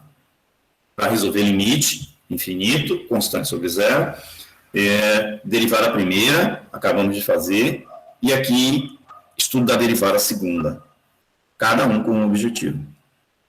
Tá? Então, eu coloquei fator comum aqui, né, o menos 30x, e estudo a 2x quadrado menos 1, está aqui em separado o estudo de sinal de cada um deles. Esses números que apareceram aqui, esses 3 números, eles anulam a segunda derivada. Então, a priori, eles são candidatos a pontos de inflexão. Eu não sei se eles são pontos de inflexão, porque para ser pontos de inflexão tem que mudar a concavidade nele. Ou mudar o sinal da derivada segunda. É o que está acontecendo, é verdade. Olha. Todos os 3 pontos aqui são pontos de inflexão. E eles vão gerar lá no gráfico pontos onde vai ter mudança de concavidade. Tá? Isso tudo por causa do sinal da derivada segunda. E o que é que o sinal da derivada segunda vai nos fornecer? Concavidade. Olha, positivo, concavidade, boca, abertura, né? Grosseiramente falando. Né? Se isso ajudar, então a gente fala assim, concavidade, boca, abertura voltada para cima, derivada segunda positiva. Derivada segunda negativa, concavidade voltada para baixo. Positiva, concavidade para cima. Negativa, concavidade para baixo. Tá? Desculpem. Houve mudança de concavidade em torno desses 3 números aqui. Então, eles produzem pontos de inflexão. Esses números, eles precisam estar no domínio. E eu não me preocupo com isso, por quê? Porque a função dada no começo é polinomial. Como eu disse a vocês, todos os números, né, já que o domínio é R, todos os números dessa reta, para todo número nessa reta, eles têm um correspondente na imagem. Então, por isso que eu não precisei me preocupar aqui com o domínio, eu já sabia ele lá de cima, né, facilita a nossa análise. Esses números eram, que você está chamando de ponto aqui de inflexão, ou números de inflexão, para levar essa informação para o gráfico, eu preciso das imagens deles. Tá? Ou seja, eu preciso pegar cada um desses números aqui, substituir na lei da função original, não é na lei da derivada segunda, e nem na derivada primeira, é na lei da f, para obter suas respectivas imagens, para poder, gente, ter os pares ordenados e daí plotar no gráfico, né? Marcar lá no gráfico, no sistema cartesiano. Né? Quando a gente vai marcar algo aqui, a gente tem que marcar, essas informações saem de pares ordenados, né? Ou de coordenadas. Né? Então, eu chamei de 1 porque é um ponto de inflexão, eu chamei de primeiro ponto de inflexão, e 2 também é um ponto de inflexão, e 3 também. Botei esses valores aqui, obviamente que eu fiz isso numa máquina, e está aqui o I2, está aqui o I3. O que acontece no I1? Nesse ponto I1, relativo a esse valor aqui, menos raiz de 2 sobre 2, a concavidade chega voltada para cima, a boca, né, chega voltada para cima, e sai desse ponto voltada para baixo. Né? Veja que eu não tinha essas informações nas pistas anteriores. No I2, ele chega com cavidade voltada para baixo, então tá certo, ó, esse abaulamentozinho que eu fiz aqui, e sai com cavidade voltada para cima. Chega em I3 com cavidade voltada para cima e sai dele com cavidade voltada para baixo. Com essas informações aqui, eu já tenho aqui bastante pistas do gráfico, bastante cenário, eu já consigo até conectar aqui algumas curvas aqui, eu já consigo conectar. O que é que me falta?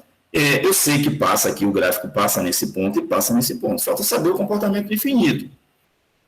Né, para eu saber de que forma eu devo fazer isso. E se tem assíntotas. Né? Porque, de repente, o gráfico vai passar aqui, mas chega aqui, tem uma reta que ele é assíntota. Ó.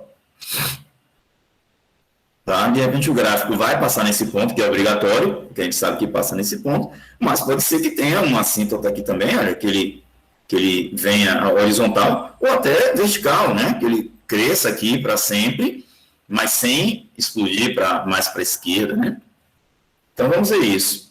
O interessante é o seguinte, o comportamento infinito, gráfico da função. Quando x é para menos infinito, o gráfico está indo para mais infinito, é verdade.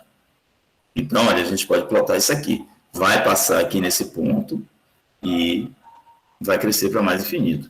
Quando o x tende para menos infinito, o gráfico está caindo para menos infinito. Verdade, olha, vai passar aqui nesse ponto, era obrigatório, a gente já sabia.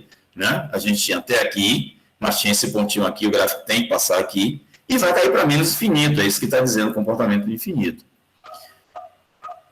Só esse teste aqui ó, já vai me dizer que não tem assíntota, mas é verdade, a função polinomial ela não vai ter assíntota. Pegue todos os testes de assíntota, você vai ver que vai quebrar todos eles. Ok? Então, entre aspas, um macete. Você encontrou uma função polinomial pura, não vai ter assíntota. Nem horizontal, nem vertical, nem, muito menos, a oblíqua. Ok? Mas, veja que, independente de ter assíntota ou não, a gente já tinha aqui um cenário quase que 100%. Basta conectar esses pontos aqui, olha. Foi o que eu fiz. Né? Agora, tirando aquelas letras, né, do meio, colocando só os valores, a gente tem todas as informações agora. Tá? Veja, a função decrescente até menos 1, crescente até 0, crescente até 1. Eu vi lá no meu estudo que entre menos 1 e 1, a função era toda crescente. E decrescente, ó, passou do número 1, ela fica decrescente. Ela tem concavidade voltada para cima, nesse intervalo, olha, menos raiz de 5 terços, menos raiz de 2 sobre 2, com cavidade voltada para baixo, até chegar em 0, 0 até raiz de 2 sobre 2, voltou com cavidade para cima, está aqui, e tornou a voltar com cavidade para baixo, de raiz de 2 sobre 2 a mais infinito. Ela tem um máximo local aqui nesse ponto, 1, 2, né? do gráfico, o ponto 1, 2 do gráfico, está ordenado. Ela tem um mínimo local nesse ponto menos 1, menos 2. Tá? Ela tem um ponto de inflexão aqui, nesse ponto com essas coordenadas, porque houve mudança de concavidade, olha, voltada para cima, voltada para baixo. Nele houve uma mudança de concavidade. Há um segundo ponto de inflexão aqui em 0, 0, ou na origem, às vezes a gente escreve assim, tá? Quando fala na origem do sistema, é no ponto 0, 0. E tem também um outro ponto aqui, olha, de inflexão, tá? Que estava voltada para cima, ficou voltada para baixo. Não tem assíntotas. Para ter assíntota, o senhor é obrigado, né, a plotar uma linha, pelo menos pontilhada, para você perceber que se tem assíntota ou não nesse gráfico, tá? Como informação. Vamos ver mais um exemplo, mais coisas que eu posso chamar a atenção de vocês. Vamos seguir aqui o mesmo roteiro, tá? Seguindo o mesmo roteiro, pode não ser 100%, uma função aqui muito complicada, eu não faço ideia da aparência do gráfico dessa função, e é sincero isso, não faço ideia mesmo, não sei como é a aparência desse gráfico, já esqueci que eu apresentei para outra turma. Então, primeiro item, domínio. O domínio, vocês viram que é importante para nós tirarmos algumas possibilidades, né, de erro. O domínio dessa função aqui é todo o número real menos o número 1. Como é que eu sei que esse número 1 não pode ser? Veja que o número 1 vai anular o denominador. E a gente não tem divisão por 0. Então, qualquer número real eu posso substituir nessa função, só não o número 1. Paridade. Vamos ver se tem algum tipo de simetria. Assim, voltando, olha, eu falei com vocês que a função era ímpar, né? Aqui, olha, o que acontece no primeiro quadrante igual ao que acontece no terceiro. Se você, é simetria em relação à origem. Se você colocar aqui uma reta aqui, a segunda bissetriz, e dobrar a folha em torno dessa reta, essa figura vai colar em cima dessa. Tá? Então, simetria em relação à origem. Tá? Se ela fosse par, esse pico que você tem aqui desse lado, ele ia aparecer invertido aqui, olha. Né? De modo que, quando você dobrasse aqui em Y, né, essa figura ia colar exatamente em cima da outra que aparece aqui do lado, né? Gêmeos, o espelho. Tá? Eu esqueci de falar isso. Vamos testar a paridade para essa função G. Como é que eu testo paridade? Troque o x por menos x, aqui dentro e na lei. E veja o que acontece. Veja o que aconteceu. Apareceu o sinal menos aqui, x², só que aqui embaixo, olha, x mais 1, aqui é x menos 1. Não tem como aparecer a própria lei de G aqui. Apareceu o sinal menos, mas aqui não é a lei Gx. E aqui também não é G não é Gx e não é menos Gx, né? Então, essa função ela não é nem par, nem ímpar. Então, já não vai nos dar essa informação que na outra já nos dava alguma baliza, essa aqui a gente não tem. Não há simetria, né? Na verdade, pode nos ajudar sim no seguinte sentido. Se ela não é par, então ela não tem simetria em relação ao eixo Y. Então, se aparecer, né, alguma questão, numa prova assim que você tem que decidir, olha, eu sei que a função não é par. Apareceu uma que é par, você, não é ela. Ela também não é ímpar. Apareceu uma aqui que é ímpar, para você dizer se é o gráfico dela, você não, essa função é ímpar, então já está fora. Essa função não é nem par, nem ímpar. Ok? Vai nos ajudar nesse sentido. A interseção com os eixos coordenados, né? Do gráfico com os eixos coordenados. Faltou aqui a palavra interseção. Estava bem mal, né? Escrevendo isso aqui. Faltou a palavra interseção, mas aqui está escrito bem. Gráfico de G, interseção com o eixo X, né? Esse X maiúsculo aqui está interpretando o eixo X. Faz G de X igual a 0, né? Está aqui. Resolver essa equação é resolver x² igual a 0, que nos dá apenas x0. E nós temos esse único ponto, P00, a origem do sistema. Interseção do gráfico com o eixo Y, né? Com esse eixo Y aqui. Faz x igual a 0 na lei da função. Fez x igual a 0 na lei da função, teve 0. Muito ruim, porque a gente tem um mínimo de informação aqui, né, que é apenas o mesmo ponto que a gente obteve, esse único ponto aqui, não deu muita coisa para a gente, mas tudo bem. Pelo menos temos uma informação quantitativa, né? Qualitativa, a gente tem o fato de não ser par nem ímpar, também sabemos o domínio dessa função. Tá, crescimento e decrescimento, vamos ver o que a gente pode obter, né? Precisamos da derivada primeira, então você vai ter que utilizar, né, a função é essa, você vai ter que utilizar a regra do quociente para obter, né, essa derivada primeira, e eu já coloquei aqui arrumado para a gente estudar o sinal dessa partícula x, o sinal de x menos 2 e o sinal desse denominador aqui. Estudo o sinal de x, vai se anular em 0, temos aqui todos os sinais. Estudo o sinal de x menos 2, vai se anular em 2, temos aqui todos os sinais dessa expressão. X menos 1 se anula em 1, por isso que tem todos esses números aqui. E está aqui todos os sinais. Por que esses sinais ficaram todos positivos? Porque, olha, x menos 1 vai ter sinal positivo e negativo. Mas, quando a gente eleva ao quadrado, vai ficar tudo positivo os sinais, né? Vai continuar se anulando em 1, mas os sinais vão ficar todos positivos, porque esse expoente aqui é par, certo? Então, estão aqui, não quero separados, está aqui os sinais todos multiplicados e divididos, tá? Essa linha é o sinal da derivada primeira, que é o que nos interessa. Sinal positivo, função crescente. Sinal negativo, função decrescente. Negativo continua decrescente, olha. Então, entre 0 e 2, a função é toda decrescente. E 2 para cima, 2 a mais infinito, a função volta a crescer. Ok? Então, características aqui, olha, qualitativas, crescimento e decrescimento. Esses números que apareceram aqui, esses 3 números, os 3 anulam a derivada primeira. Na verdade, não são os 3 que anulam a derivada primeira. 0 e 2 anulam a derivada primeira. E esse número aqui, não existe a derivada primeira nele. O número 1, olha, aqui, ó, porque não existe, não posso substituir o número 1 na derivada primeira.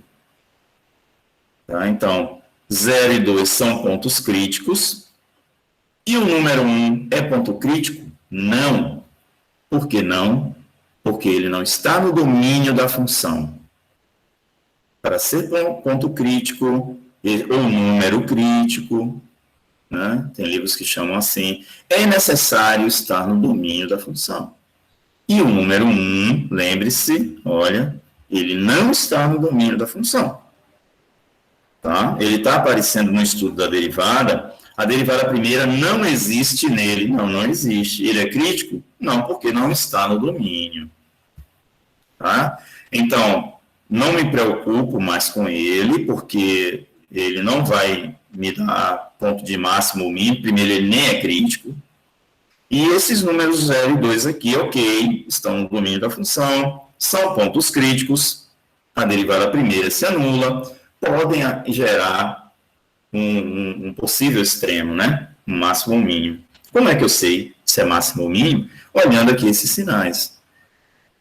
Função crescente, função decrescente. Veja, ó, esse movimento que eu estou fazendo vai gerar aqui um pico, olha, né?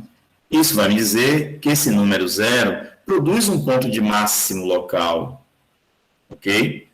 Se ele produz um ponto de máximo local, eu preciso também da imagem dele, porque eu vou me importar em plotar esse número, esse par ordenado no sistema cartesiano. A gente já tem a imagem de 0, que é 0. Então, está aqui, olha, M1 é um ponto de máximo local. Agora, a gente sabe que ele tem algo mais do que apenas intersectar os eixos, né? Um ponto 0, 0, a origem. Também é um ponto de máximo local da função, ou do gráfico da função.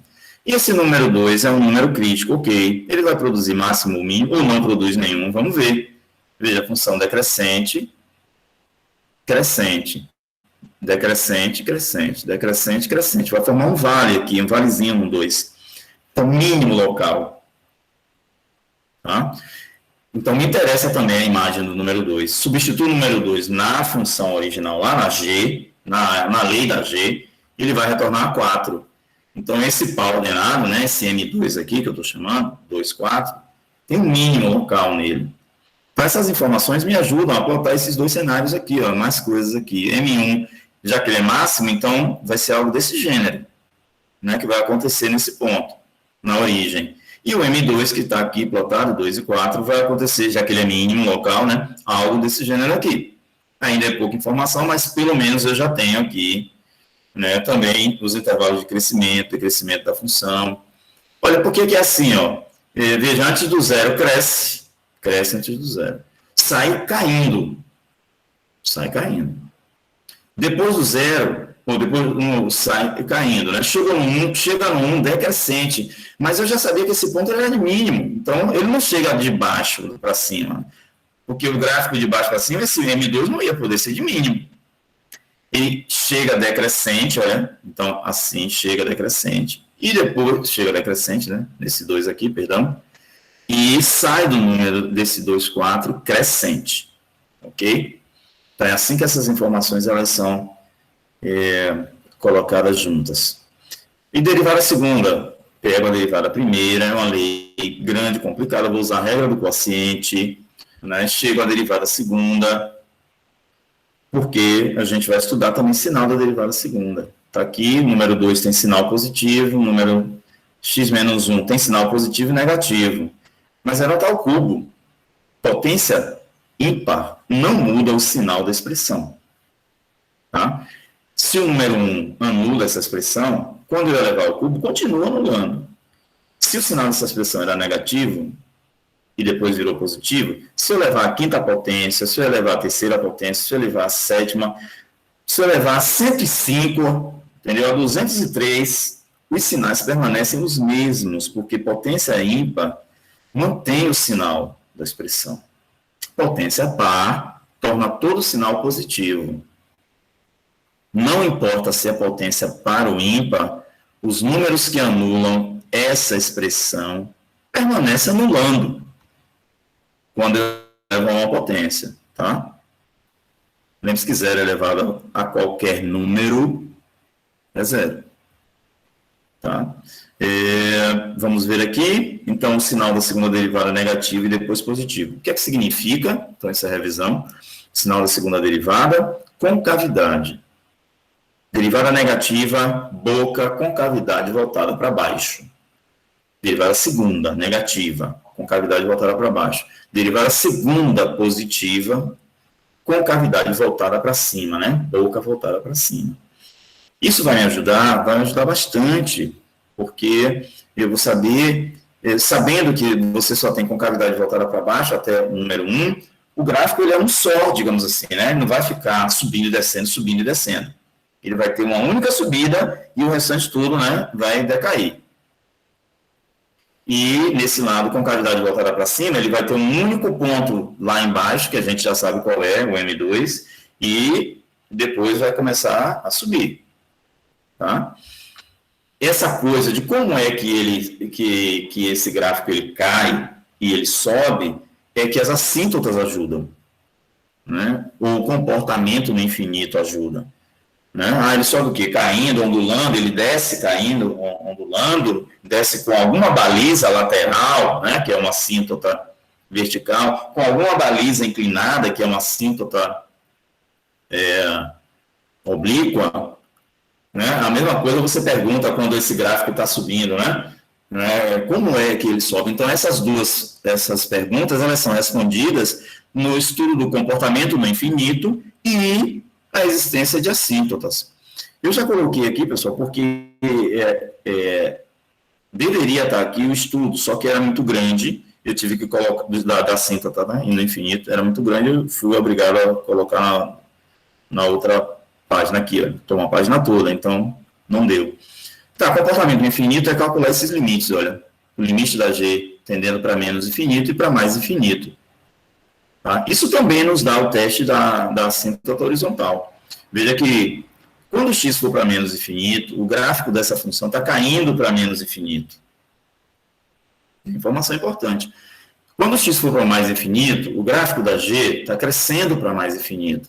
Vai nos ajudar a baliza do que a gente tem naquele cenário lá bem parco, mas bem pobre, mas já está nos dando mais balizas, mais informações. Tá. E as informações sobre as assíntotas? Isso que eu fiz aqui, olha, já me dá informação sobre a assíntota horizontal. Já me disse que não tem assíntota horizontal, olha. Não tem nenhuma barreira, assim, na horizontal que o gráfico não passa. O gráfico está subindo para mais infinito e descendo para menos infinito. Assíntota vertical, revisão. Eu preciso de um candidato. Olha a lei da função, lá que é essa, ó. Tem candidato? Tem, é o número 1. Não posso jogar não, Heron, que já é uma assíntota vertical já? Não pode, tem que fazer o teste. Mas aqui o teste, olha. É chato, né? É chato, porque tem que estudar sinal e tal. Mas enfim, eu fiz aqui pela esquerda do número 1 e pela direita do número 1. Tá? E aí, estudando sinal, eu vi que a esquerda do número 1 deu menos infinito, quer dizer que a esquerda do número 1, está aqui o número 1 fixo, e a reta x igual a 1, a esquerda dele, o gráfico, eu já sabia que ele caía para menos infinito, mas eu não sabia que existia essa baliza lateral. O gráfico vai cair para menos infinito, tentando encostar nessa reta vertical. E esse resultado aqui, a direita do número 1, está dando mais infinito, quer dizer que a direita desse número menos 1, eu já sabia que o gráfico também crescia para mais infinito. Desse estudo aqui, olha, esse estudo aqui está me dizendo isso, olha. O gráfico vai subir para mais infinito. E isso aqui está me dizendo o seguinte, continua subindo para mais infinito, só que tem essa barreira lateral aqui, o número 1. Quando chegar nesse número 1, olha, me aproximar do número 1 pela direita, o gráfico vai subir para mais infinito, é verdade, eu já sabia, mas aqui querendo encostar nessa barreira lateral, ok? Muito bem, falta só a última baliza para saber se existe a assíntota oblíqua. E existe, olha, parti aqui do teste, fiz o cálculo, pode usar L'Hopital, né, ou usar os dois termos de maior grau, vai dar o número 1, M1. Esse M é usado aqui dentro, então mais um exemplo, né, de assíntota oblíqua, e achamos B igual a 1. Aqui elimina com esse, tá, gente? Eu esqueci. Então, x dividido por x vai dar 1. Essa reta aqui é uma assíntota oblíqua, foi determinada aqui, olha. Então, plotei a assíntota oblíqua, plotei a assíntota horizontal, ou vertical, desculpem. Esse x igual a 1 assíntota vertical, eu já sabia, olha, desse lado aqui, o gráfico, olha, isso foi dado lá no estudo de assíntota. Diz que nessa direita aqui o gráfico sobe para mais infinito. Aí eu cheguei aqui, ó, plotei, pintei. E desse lado aqui esquerdo do número 1, que é a assíntota vertical, eu pintei aqui essa parte do gráfico. Eu sei que ele vai para mais infinito aí assim.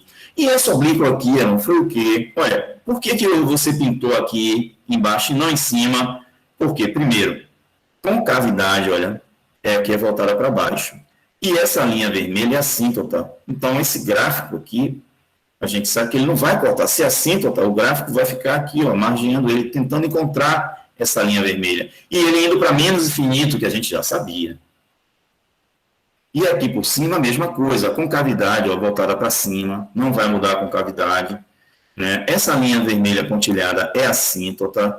E o gráfico tem para mais infinito, a altura é para mais infinito. Então, olha, eu pintei aqui, foi possível pintar corretamente essa linha azul aqui que pertence ao gráfico. Eu praticamente já tenho o gráfico, não tenho mais informações, né, que eu possa usar assim, que me esclareça mais esse gráfico.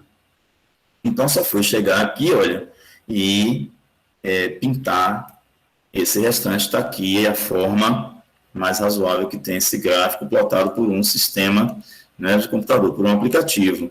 Então, ponto de máximo relativo, ponto de mínimo relativo ao local, concavidade voltada para cima, concavidade voltada para baixo, assíntota oblíqua, assíntota vertical, não possui assíntota horizontal, né? Então, tem várias informações aí. Não possui pontos de inflexão, né? Ou seja, um ponto onde nele houve mudança de concavidade. Não, tá? Não houve. O que mais que eu posso falar? Comportamento no infinito, né? A função vai para mais infinito quando x vai para mais infinito, vai para menos infinito quando x tende para menos infinito, enfim. E tudo isso, por que essa seção existe no estudo do cálculo? Para quando você olhar essa função, um gráfico como esse, por exemplo, você possa deduzir informações tanto quantitativas quanto analíticas, né, sobre a derivada primeira, sobre a derivada segunda, sobre a própria função, né, sobre interseções, sejam elas quais forem. Então, esse é o objetivo, é o cálculo, né, na verdade, aumentando o alcance de análise que nós temos, né, e sugerir modelos que nós temos dentro das funções de uma variável, que é o que a gente alcança até agora, tá? Então, finalmente, né, gente, eu consegui terminar antes das 12, né? Finalmente, vocês não estão passando